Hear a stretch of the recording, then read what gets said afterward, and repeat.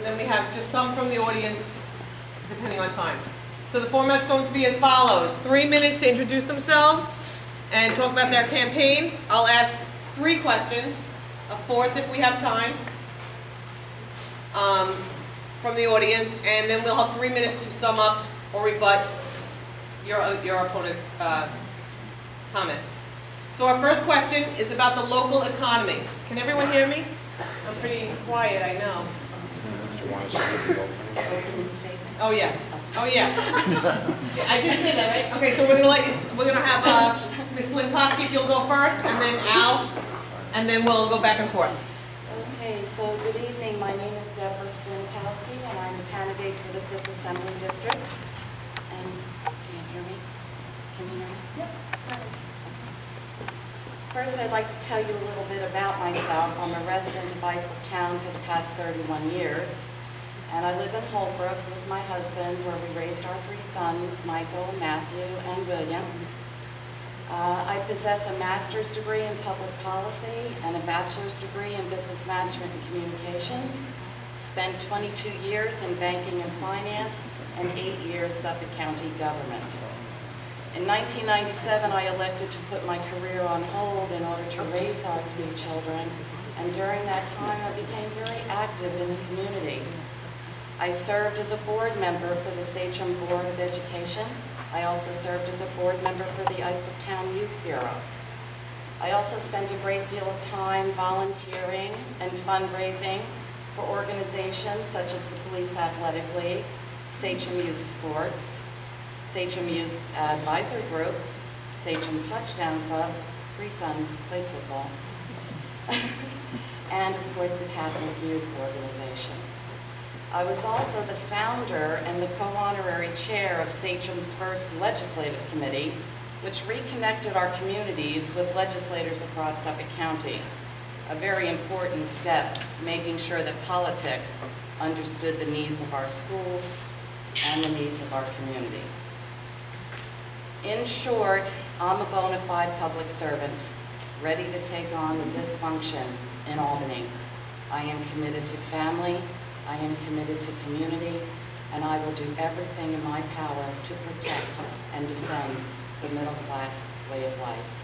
My name is Deborah Slinkosky, and I'm your candidate for the 5th Assembly District, and thank you for being here tonight.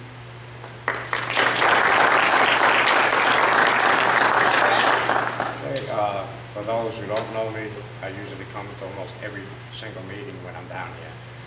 I'm Al Graf. I'm the local assemblyman right now. And I'm a Navy veteran, retired New York City police officer. When I moved upstate, I became a 2-term town supervisor. I did Mr. Mom for a while after I retired.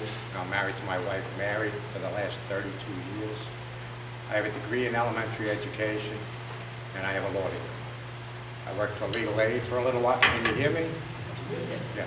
I worked for legal aid, and then I started my own practice before going to the assembly. Right now, I sit on the coach committee. I sit on the education committee and the judiciary committee and the housing committee. So I'm pretty proud of my record. I mean, when they came out with Common Core and we had to push back on some bad educational policies, I led the charge. So we've been pushing back ever since. We've gotten a lot of things fixed when it comes to education, but we have a lot of work yet to do. The other thing is when it comes to education, this year we got rid of the GEA, actually bring to the district, 5th Assembly District, $23 million more to education throughout the districts. So we've been working hard. The other thing you have to look at as far as what we've been doing in the legislature, you know, it's less dysfunctional now.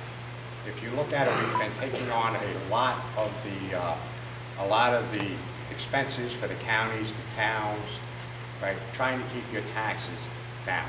We gave them the TVB, we took on Medicaid costs.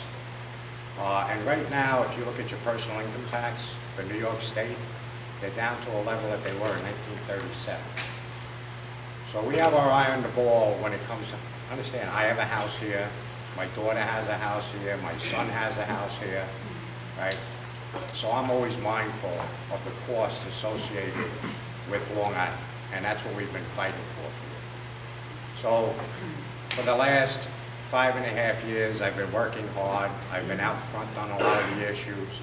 I've been appointed to task force to travel the state, whether it's on education or whether it's on the heroin epidemic. I've also been elected by people in my conference to put forward our agendas each year. So I've taken on a leadership role in the assembly, right? And I've enjoyed representing you. And the last thing I'll say is, as everybody knows, I'm very easy to get a hold of. Thank you, Al. 3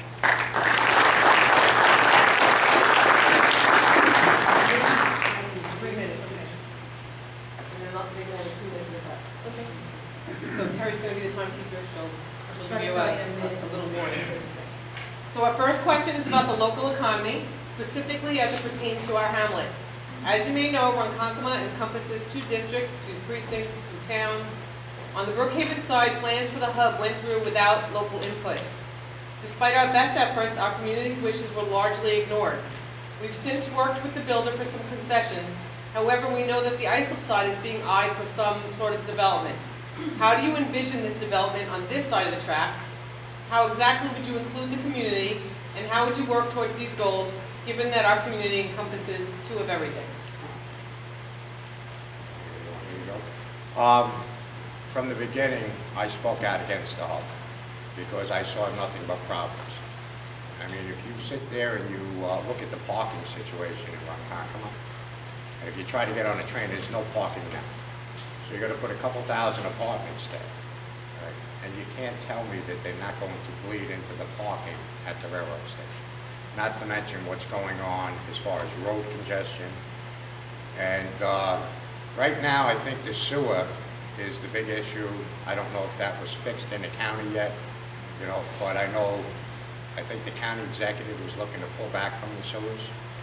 So if that happens, it's going to put a little, you know, kink in the hub moving forward. I do have concerns with running the sewer pipe down along the railroad tracks. Maybe it's me. I just think that sewage pipes and railroad tracks vibrations don't go together. You know, so I think there are still problems that have to be ironed out there. And you know, as much as the sewers would be a nice thing for some of the communities, you know, they're heading right down south, and I think you guys should be hooked up too if they're going to get that. I think there's a lot of work to go yet on the hub. I don't think it's as done as everybody thinks it is, but from day one I've been pushing back, and because I see a lot of problems, whether it's congestion on our roads, whether it's no more, you know, even less parking at the railroad station. They actually, when they were talking about it, they said that they allotted 1.3 cars, I think it was, for each apartment. And they pitched it that most of these people would be just using the train. Okay, they weren't going to stay in these apartments. They weren't going to, you know, they were commuters, train commuters. But meanwhile, they're trying to sell it on beaches, on wineries, and you can't get there without a car.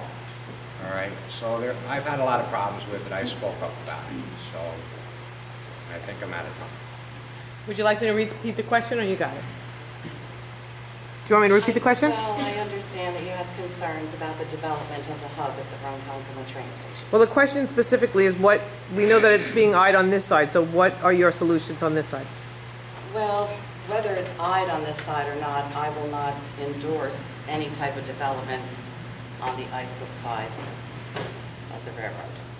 I am for the hub project in the Brookhaven side, mainly because we are in need of affordable apartments for young and the people that are ready to sell their homes and want to downsize. I think it will bring in businesses, you know, small companies that will help boost our economy.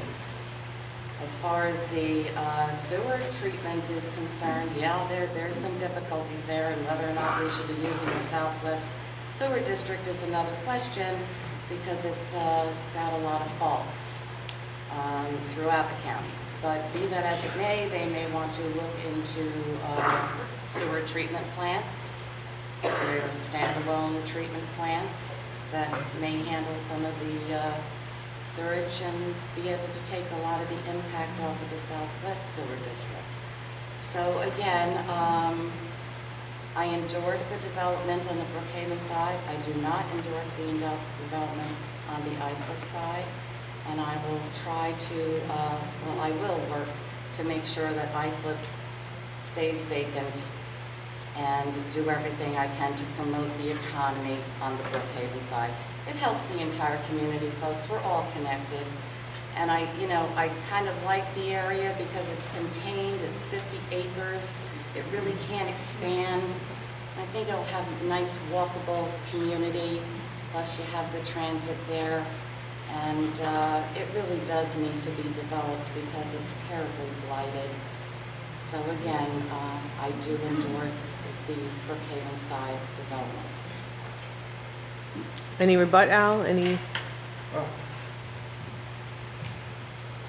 You can just take it out of there, Al, if yeah, it's well, easier. the bottom line is, look, when they pushed this through and they kept pushing it through, there were concerns that were raised. And when I went to a meeting, the developers were sitting there saying they had every public official on board. And I let him give his speech, and then after it was done, I looked at it and I said, I'm a public official, I'm not on board. I just see a lot of problems that have to be ironed out before you turn around and start building something, right? And there's no way back from it. So I think the community's got to have some input, and I just see a lot of problems associated with it. And right now, if you're looking at the sewers, right, the county, I don't know if you guys have finalized your budget, if you put the sewers back in, or what you did yet. But I know Bologna there was conversations about taking that out because of the hole that they had in their budget. So I think there's a lot of things we have to work out before they put shovels in the ground. Deborah, you have 2 more minutes? There are always things to work out with a development of this size, but it needs to be done. And our county officials, I'm sure, will be working with our town officials as well as our state officials. And all those problems that we seem to be having now will be ironed out before the shovels do get into the ground. And I have a lot of confidence in Tri-Tech. I have confidence in our county government and our town government. And I'd like to see this project get underway because it's going to make a lot of jobs. And we need that right now. We need a little boost in the economy right now. So let's get the county and the town and Tri-Tech together and the community together, and let's try to get the development moving. Great. Thank you. Our second question is with regard to the casino being opened in December. Are you for casinos in general in Suffolk County? If so, please explain how this will be beneficial to the surrounding areas. And would you be supportive of more types of these venues? And if you're against it, please explain how it would be detrimental to the communities in the surrounding areas, and how would you stop these types of venues from being built in Suffolk County? And Deb, we'll let you go first because Albert first. Okay. Well, first off, I am adamantly opposed to casino gambling anywhere in Suffolk County. That's my own personal feeling, and I would never vote on a bill that would approve casino gambling. So, unlike my friend Mr. Graf here, I oppose casino gambling. Now, obviously, the community is very concerned. We know that casino gambling, what comes along with casino gambling, okay, the activities adversely affect our communities, surrounding communities. All we have to do is take a look to Atlantic City, where they're going bankrupt. Take a look up at Connecticut, where small businesses were decimated as soon as, I can't remember the name of that casino, Sun something, Mohegan Sun or something. There were some huge problems there. Nice, quaint communities were devastated. Their middle-class way of life was devastated. Now, I understand that the county needs revenue, and they're doing everything they possibly can to generate revenue. But this is the wrong vehicle, and I will work and fight for you each and every day until we drive that casino out of Islandia. That it won't take place here. If I have anything to say about it, it won't take place here. Thank you. Well, I'm opposed to the casino, but what the state did was voted to give people throughout the state a vote on whether or not they wanted a casino or not. As far as the Islandia casino, the state has nothing to do. The state is not going to be able to prevent it. Right now, it's in the county's hand. It's OTB's hand. And remember, OTB is appointed by the county. The people at OTB, they can be unappointed. So it rests with the county. It doesn't rest with the state.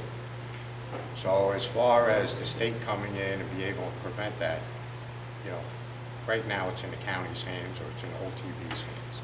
As far as my record of voting for it, understand that the only thing the state did, there was a bill attached, I believe it was attached to the budget, where it gave people an opportunity, right, to vote. And I'm never not in favor of giving people an opportunity to vote on a lot of issues. So just to set the record straight. Okay. Do you have any comments back?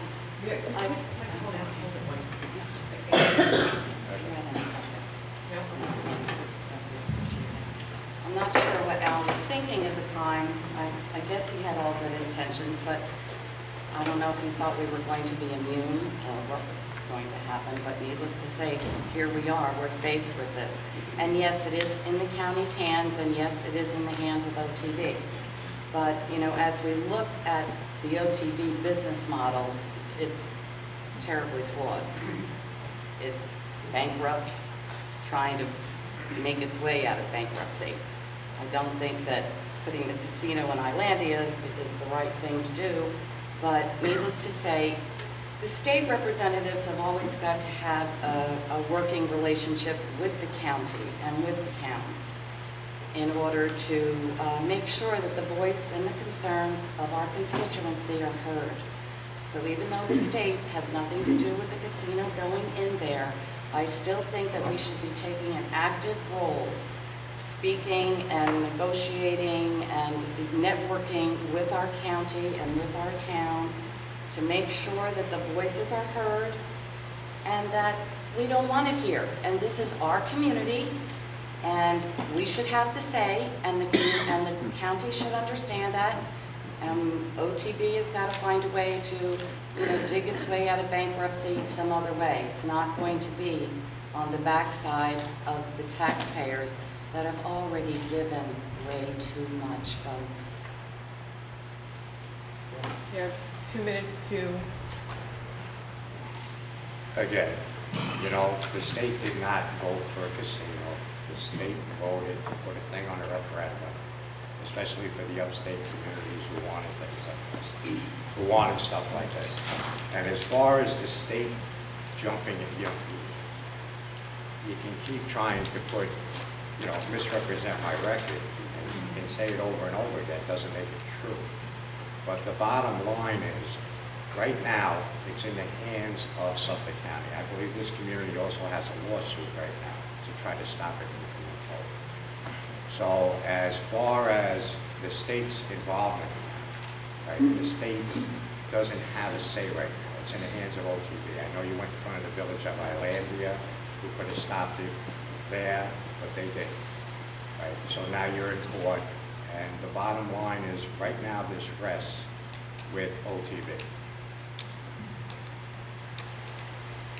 Do you have I anything to think respond? we should have spent more time as well, I know I would have.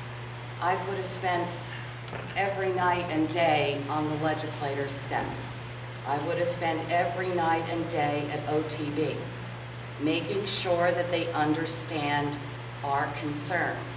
Now, it may be out of the state hands, Val's right, and I did not reiterate that he voted for casinos, because I do understand what he voted for. But the fact is, the vote is yes, it's not being misrepresented. He voted for casino gambling. And that's fine. He wanted to give everybody the opportunity across New York State to have gambling casinos in their neighborhoods if they wanted them. Okay, that's the American way. But as I said, did he think we were going to be immune? Well, we're not immune. And here it is. It's in our backyards. And now we've got to pay an attorney in order to represent us to get rid of something we never wanted to begin with. So why can't the people have more say? I would have brought your voice to the county every single day. I would have brought your voice to OTV every single day to let them know, back off. I would have done everything possible to drive it out of Islandia. That's what we do as legislators. That's what we do as representatives. And I believe strongly that if I am elected, that's the type of person you'll get from me. And you won't be having these issues. We'll try to get them resolved before they come to your doorstep. Okay, thank you. Our third question is with regard to education. How important is local control of school districts to you? And do you think the Common Core supports that position? So please give us specifics as to how it supports or doesn't support your position. And also, have you, for the incumbents, supported your position for the, supported this, how have you supported that position with Common Core? And for the challengers, how will you support that position? I led the fight with Common Core from day one, and I have a degree in elementary education, and when I looked at the curriculum, I saw how horrific it was. And we started a campaign, and it spread across the state. So we've been able to push back on Common Core curriculum. And we've been able to undo a lot of the bad policies the state has done, but we still have some more to do. We still have a long way to go when it comes to Common Core. For one, if you look at a child with a learning disability or English as a second language, and say a child with a learning disability is chronologically in 5th grade, right? But he is developmentally in 2nd grade. They're trying to test him on a 5th grade level. And the response to that was, well, we'll give him another hour to take the test. Okay. My attitude is, you give him a year to take the test, it doesn't matter. So we have to start scaling back the curriculum, and you need local control. You know, yeah, we had standards, all right? But the bottom line is, when the Common Core came in, the implementation was so bad and so horrific that we pushed back on it. And now I think we're winning the battle. It's slow, but we have more work to do. The other thing that they're doing is, if you have a child that has completed all the classwork, all the way up through grade 12, and they can pass 5 regions to get a Regents. If they can pass 3 regions, they get a local diploma. If they can't pass Regents, they're giving them what's called a certificate. It's not a diploma. And with a certificate, they can't get into the service, they can't get into a job training program. So look, when I went to school, when I was a kid, we had a Regents diploma, a general diploma. We had a career track, and we had an education track. We had wood shops, electric shops, automotive shops, you name it. We had a thriving BOCES program. They've cut all of that back. You know, I don't think there's anything wrong with being an electrician. Has anybody here paid one lately? You know?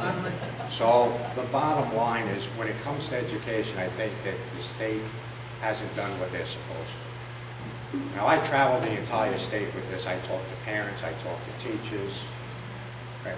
And I talk to kids. And we pushed it back, and like I said, the other thing you have to look at is, one of the things we did do is the Regents that were chosen before this had no background in education. And it was a political appointment. Well, myself, Ed Rahr, and some of my colleagues started sitting in on the interviews.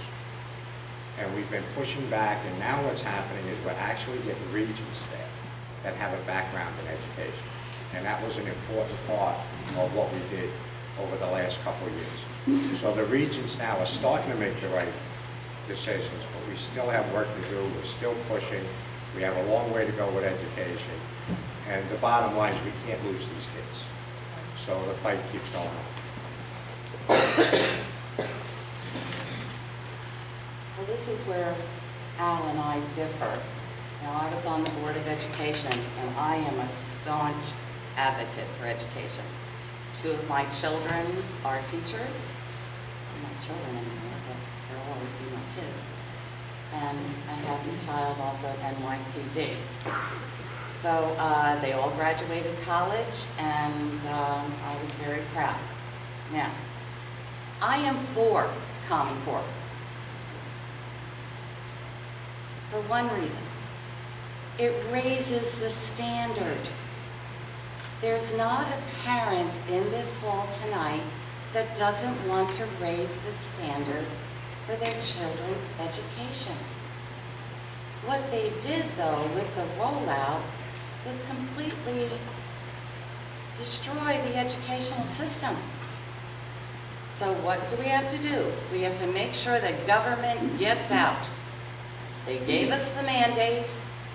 We can meet that mandate. We have the best educators in the nation right here on Long Island. They can take on Common Core. That's not a problem. Let them develop the curriculum. The Common Core Committee set forth 21 recommendations. Let's implement them, and let's get them into the schools. 6 years Common Core has been in our schools. How much longer are we going to wait? Give the teachers back the power. Give them the tools, give them the resources, give them the money, because Lord knows, Albany has it. They just have not distributed it properly. So look what's happened to Sachem. We went into a $220 million reconfiguration. Excuse me. And with that, they promised us more teachers, smaller class sizes, and more extracurricular activity. So we took on this debt, and we built all these schools, and now guess what's happening? We've got to close them down. Why isn't the state providing us the funding that it promised? I intend to go up there and get the money that we need and drive it right back to Long Island where it belongs. We send billions of dollars, 27.7 billion to be exact. It ends up in the abyss somewhere. So we've got to find that money and we've got to drive it back because it's ours. It's our hard-working taxpayer dollars that we wanted to put into education. They're not returning it to us. I'm going to go up there and return that money. We're going to give you 2, because we're running out of time and we don't have more questions, we're going to give you 2 minutes to rebut each question and then... The difference is I've actually taught in a classroom, and the thing is you have to let teachers teach, all right? And what's happening now, when I was taught to teach, you taught to the middle of the class, you might have given seat work in order to reinforce what you taught. You gave kids that were a little advanced, a little harder work to do, not to punish them, but to keep them engaged. But that gave you an opportunity to get to the kids that didn't understand the concept. But right now, they've made education so scripted that these children are being left behind. All right, and we can't afford to do that. So that's some of the problems with education. We need to get local control. It's one thing to have guidelines, but local control has to be the main thing. And you have to let teachers teach. As far as Sachem's concerned, right, they had a giant hole in their budget. We filled that hole this year when we eliminated the GE, the gap elimination adjustment. Further, they built all of these schools anticipating that the census was going to go up, but in fact the census went down, so they don't have the population for the schools. So that's why they're looking at the school districts and selling the buildings that they built, because right now they don't have the students for the building. Before we took on that reconfiguration, it went before the community, and I was part of the committee of 200. Every single month for 8 months, I explained to the community that we don't need it, we don't want it, and we can't pay for it. We knew, many of us knew, that the population wasn't going to explode. There wasn't going to be an influx in students. But pretty much like what's happening with the casino here, they just turned and walked away and did what they wanted to do.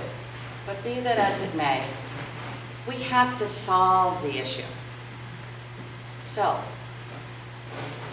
my plans are, number one, to get up to Albany and make sure that we increase the state aid. We've got to stop unfunded mandates and repeal 4 pages of mandates that crush us to death. Expensive mandates. They have to go. Lockbox, foundation aid. I'd like to take the money away from the state government and put it into a separate budget. Make sure they can't touch it.